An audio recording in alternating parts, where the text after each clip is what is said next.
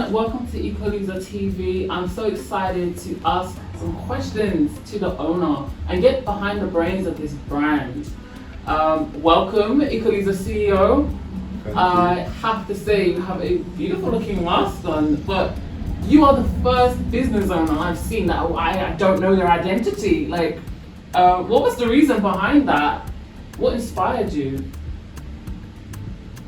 What inspired me in wearing the mask is, I won't say inspired me, it's a decision I've made with myself, not to to protect my my privacy. I really do love my privacy. And second, the second reason is I want what I do to be brought into light and not me being an individual. I'm not saying like people shouldn't praise me, do you understand? But we all know, some people know what they came in this earth to do, some people don't know.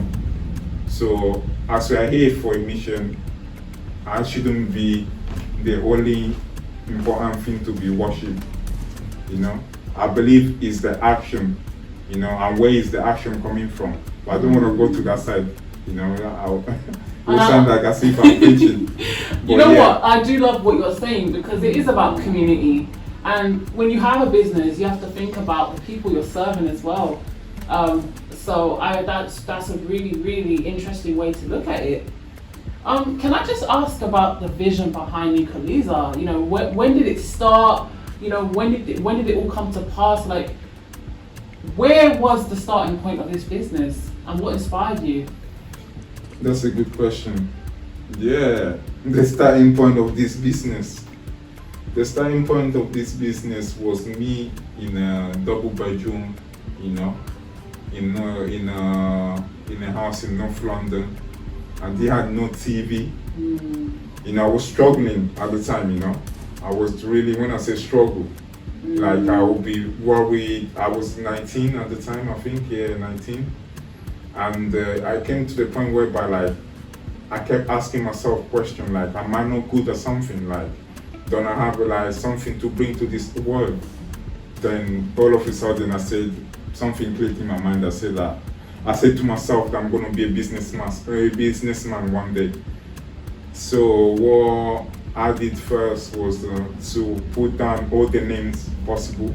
But yeah, I think I've answered your question. That is really, really deep and really inspiring because sometimes people don't remember the times when people start the businesses are actually quite difficult. True. And it seemed that you were going through quite a rough patch. And I guess, was that your motivation? Like, it kind of inspired you to do better? Yes, right, very right. Yeah, I'm thankful, I'm grateful. I believe if I didn't go through those lessons in life, I wouldn't be the person I am today. You wouldn't be here today at all. Yeah. And that's really inspiring. I just want to know, what is it about your Igbo culture that you love so much? I know obviously the whole brand is about Igbo culture. And it's refreshing to see. Honestly, I don't see a lot of Nigerian clothing brands out there that are quite so tailored to the Igbo market. So talk to me about your Igbo culture, what makes it special and unique to you? Yeah, I was waiting for this question. Yeah, so first thing I love about my culture is the language, and how we use proverbs to speak. They say that we Igbos, and the proverbs are like, I don't know how to translate it now, but it's a way we use, is a thing that we use to eat words. It's a way of communication. And by you knowing like a community that uses proverbs to talk, that tells you the knowledge and the wisdom that community has. And I'm very proud to be an Igbo man, an Igbo person. Do you understand? That's great. And your mask collection as well, it's very sort of tribal, isn't it? Yes, not you. And that's one of the main things that I love so much. And I would like to like keep on cultivating, keep on learning about my culture, because even though I'm born and bred, I can speak, there's million things in the Igbo land which not everyone knows. Absolutely. unless you search. And the second my second favorite thing about the Igbo culture, as you know or you don't know, but if you want to know, I love food. Of course. Who Pounded doesn't? jam, like okra, like different kind of food. African food is the best. As you, In fact, you just Yeah. talking about it is making me super, super hungry. So hopefully one day you can cook us some. oh yeah, Um, definitely. I love that. Can you also tell me, what are your plans going forward to promote IKE OLISA going forward? Oh yes. So I'm not gonna talk too much. I believe in action rather than words. But few things I'm going to be doing. Main things I'm going to be doing is to use my clothing in basically in teaching people and about my culture, in showing using my clothing to show people about my culture. That's one of the first things. And I'm going to be using like videos, like quizzes, like monthly and weekly prices, whereby I'll be putting few things out there for people to crack their brains in order to win the prize. Absolutely. Who doesn't love a giveaway? Of course. And as I told you, I love food, so we'll be having like some competitions. We'll be Great. doing plenty chopping. Well, or how do you say it in Igbo? yes, correct shopping. Correct. Correct shopping. Yeah, really. You understand? Yeah. If you want to be part of that, that correct shopping, then I'd love to. I'll be posting some events online for can't you wait. guys to participate, or Yeah. if I don't find like the right people to come along with me in that journey. But yes, these are my plans, and we're ready to go.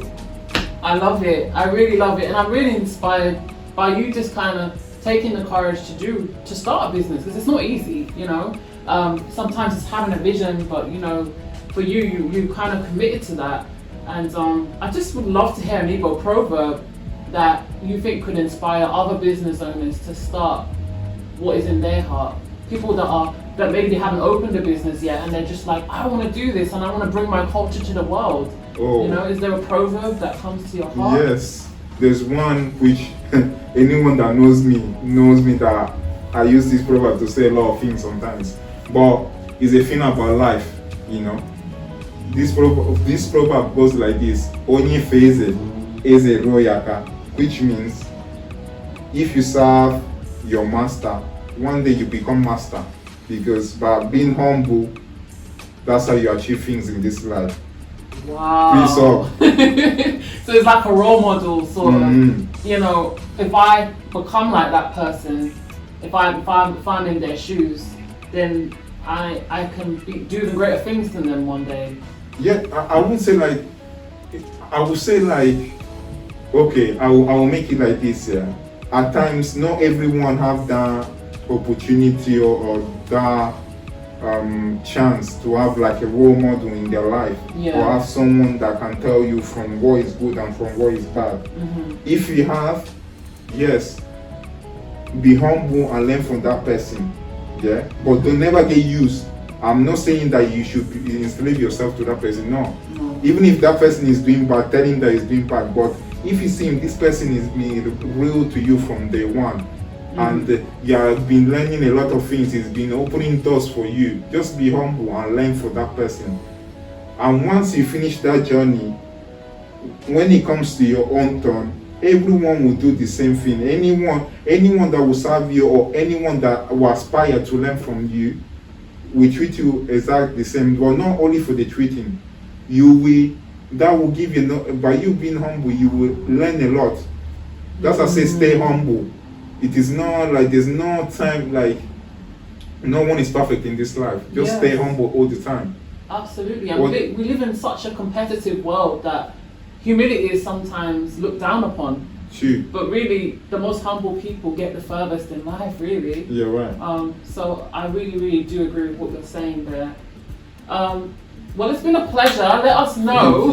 Let us know when we can hear from you. What your next episode is going to be about. Definitely. Because we are burning. We're trying to really get to know this new brand, and we're looking forward to the new collections coming as well. Pleasure to meet you, and thank you. we'll speak to you soon.